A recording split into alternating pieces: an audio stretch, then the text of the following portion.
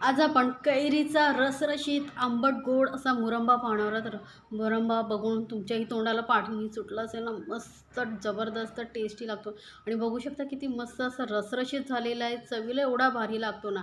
आणि एकदा बनवून तुम्ही वर्षभर स्टोअर करून ठेवू शकता, जराही खराब होत नाही. मुलांना हा मुरंबा खूप आवडेल. टिफिनमध्ये देण्यासाठी ही एक उत्तम पर्याय आहे. काही भाजी नसेल, पोळीबरोबर एकदम उत्तम असा हा मुरंबा लागतो. तर एकदा नक्की बनवून पहा आणि मला सांगायचं बरं का, तुम्हाला ही रेसिपी कशी वाटली. याआधीही माझ्या चॅनलवरती वळवणाचे पदार्थ भरपूर आहेत, ते तुम्ही पाहू शकता. लिंक मी डिस्क्रिप्शन बॉक्समध्ये देते. तर हा मुरंबा बनवण्यासाठी वेळही कमी लागतो, साहित्यही खूप कमी लागतं आणि झटपट तयार होणार हा मुरंबा खरंच अप्रतिम चवीचा तयार होतो घरच्या घरी. तर यासाठी इथे बघा मी घेतलेल्या आहेत कैऱ्या. कैऱ्या ना 1 किलो मी कैरी घेतलेली आहे आणि रात्रभर पाण्यामध्ये भिजत ठेवलेलं आहे. यामुळे काय होतं, याच्यामध्ये जी उष्णता असते ना ती निघून जाते आणि मस्त असे आपले रसरशीत मुरंबा तयार होतो. तर आता कैरी आपण स्वच्छ धुवून घेतलेली आहे आणि कैरी घेताना ना अशी दाबून घ्यायची, म्हणजे काय आपल्याला कडक कैरी मिळते. जास्त पिकलेली कैरी आपल्याला घ्यायची नाही आहे. आणि आता हे कैरी जी आहे आपण धुवून घेतल्यानंतर त्याला पुसून घ्यायचं आहे. कोरडी स्वच्छ करून घ्यायची. लक्षात ठेवा, यामध्ये पाणी अजिबात आपल्याला वापरायचं नाही आहे, नाहीतर काय होतं आपला मुरंबा लवकर खराब होऊ शकतो. तर कॉटनच्या कापडाने आपण याला पुसून घेऊया. एक एक कैरी छान अशी पुसून घ्यायची. तेव्हा कैरी व्यवस्थित पुसून घ्यायची आहे. आता आपल्या कैऱ्या ज्या आहेत पुसून झालेल्या आहेत. आता काय करायचं आपल्याला, ह्याला एक एक कैरी घ्यायची आणि हा वरचा जो देठाकडचा भाग आहे ना तो आपल्याला काढून टाकायचा आहे. याला डीग भरपूर असतो, त्यामुळे तो अलगद वरच्यावर काढून टाकायचा. आणि याची जी सालं आहेत ती आपल्याला एखाद्या सुरीच्या साह्याने किंवा पिलरच्या साह्याने पटापट काढून घ्यायची आहेत. कैरीची सालं काढणं खूप गरजेचं आहे. सालासहित मुरंबा बनवला जात नाही, लक्षात ठेवा. सालं काढूनच मुरंबा बनवतात.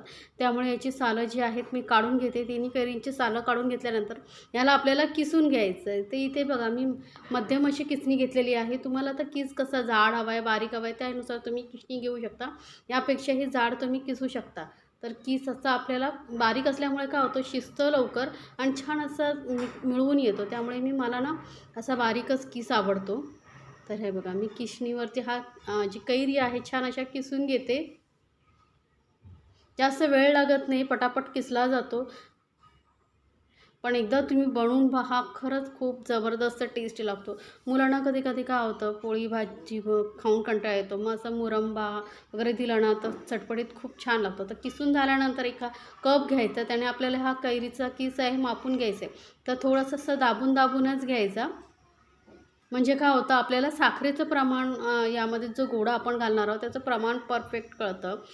वजनाप्रमाणे घेतला गोडाचं प्रमाण तर काय होऊ शकतं, जास्त होऊ शकतं, कारण त्याची सालं आपण काढून टाकतो, त्याची कोय असते ती काढतो. त्यामुळे असं मापून घ्यायचं. तर काय वाटीच्या हिशोबाने बघा 1-2 वाट्या पूर्ण भरलेल्या आहेत आणि थोडंसं पाव वाटी झालेला आहे आपला किस, म्हणजे आपल्याला साखरेचं प्रमाण कळतं. आता कढई ठेवलेली आहे.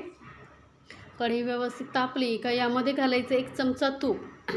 तूप घातल्यामुळे काय होतं, आपले जे मुरंबा आहे ना मस्त असं शाईन येते, छान येते आणि रसरशीत असा चकाकी येते त्याला. तर तूप तापलं की यामध्ये ना आपल्याला घालायचे 2 छोटे दालचिनीचे तुकडे आणि 4 अशा मी लवंग्या घेतलेल्या आहेत, फुलासहित घ्यायच्या आणि थोडंसं तुपामध्ये परतायचं. हे लवंग आणि दालचिनीचा जो स्वाद आहे ना मुरंब्यामध्ये खरंच अप्रतिम लागतो. तर एकदा नक्की बनवून पहा. जास्त मसाल्याकडे काहीही घालायची गरज नाही आहे, फक्त दालचिनी लवंग घालायचा, दुसरा कुठलाही मसाला आपण इथे घालणार नाही आहे. तर आता जो आपण कीस घेतला होता तो घालून घ्यायचा आहे. गॅस एकदम मीडियमवरती ठेवायची आणि कीसनं आपल्याला हा तुपामध्ये छान 2-3 मिनटं परतून घ्यायचं आहे. यामुळे काय होतं, जी कैरी आहे त्याचा ओलसरपणाही छान कमी होतो आणि मस्त फ्लेवर येतो तुपामध्ये परतवल्यामुळे. मुरंबा टेस्टी लागतो. तर बघा गॅस एकदम कमी ठेवलेला आहे. आता इथे मुरंबा बनवण्यासाठी काय करायचं आपल्याला, हा मी ट्रायपॅनचा पॅन कढई घेतलेली आहे किंवा नॉनस्टिक घ्यायचं आहे.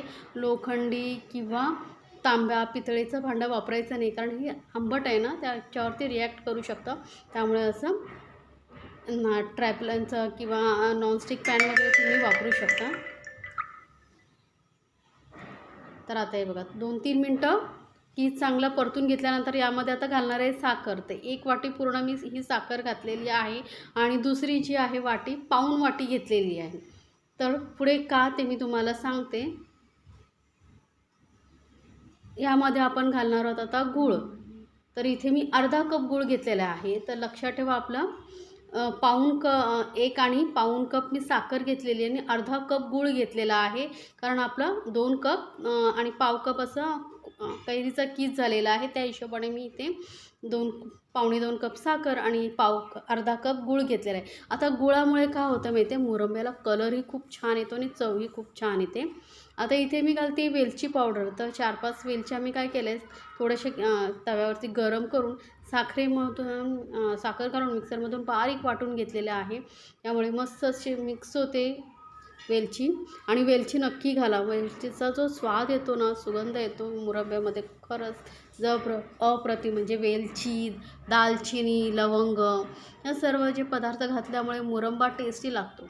नाहीतर जर तुम्ही फक्त कैरी आणि साखर गूळ घालून बनवलात ना, तर तो जो फ्लेवर पाहिजे ना मस्त असा तो येणार नाही. तर थोडंसं नक्की घालून बघा. आता हा बघा मस्त गुळामुळे कलर बघू शकता किती छान आलेला आहे.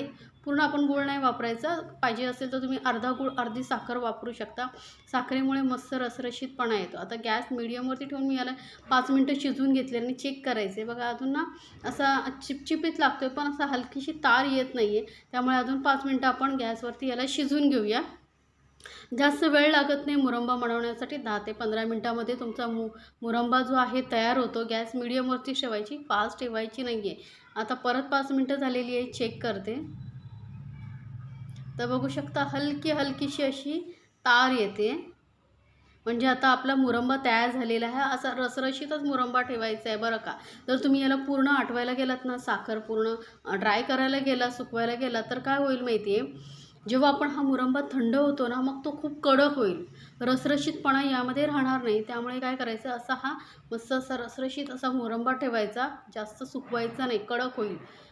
आणि आता आपण थंड करून बघू, काढून घेतोय बघा. मस्त असा रसरशीत झालेला आहे. जराही कडक वगैरे हा मुरंबा होत नाही आणि हा 1-2 वर्ष ठेवलात ना तरी खराब होत नाही. मस्त असा रसरशीत मुरंबा बनवण्याची मी रेसिपी तुमच्यासोबत शेअर केलेली आहे. ती नक्की बनवून पहा. आणि याआधीही माझ्या चॅनलवरती वाळवणाचे सर्व पदार्थ मी शेअर केलेले आहे तुमच्यासोबत. लिंक डिस्क्रिप्शन बॉक्समध्ये देते, जिथे जाऊन तुम्ही पाहू शकता. बनवा आणि मस्त असा हा रसरशीत मुरंबा फॅमिलीसोबत एन्जॉय करा. जबरदस्त टेस्टी लागतो. खाणारे खरंच पोटं चाटत राहतील. माझ्या मुलांना तरी खूप आवडतो. मी दरवर्षी बनवते, तर तुम्हीही नक्की बनवून पहा. साहित्यही तुम्ही बघितलं असेल, खूप कमी लागतं. वेळही जास्त लागत नाही. अर्ध्या तासामध्ये तुमचा मुरंबा तयार होतो. 10-15 मिनटं तुम्हाला कैरी किसायला आणि 15 मिनटं मुरंबा बनवायला. अर्ध्या तासामध्ये तुमचा 1 किलोचा मुरंबा घरच्या घरी तयार होतो.